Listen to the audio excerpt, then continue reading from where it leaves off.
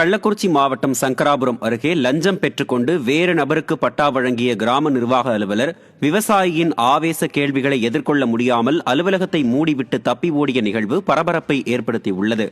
காட்டுவஞ்சூரைச் சேர்ந்த விவசாயி ஆசை தம்பிக்கு சொந்தமான நிலத்தை அபகரிக்க முயன்ற திருப்பதி என்பவரிடம் அதே பகுதியைச் சேர்ந்த கிராம நிர்வாக அலுவலர் குமார் லஞ்ச பணம் பெற்றுக்கொண்டு போலியாக பட்டா வழங்கியதாக கூறப்படுகிறது.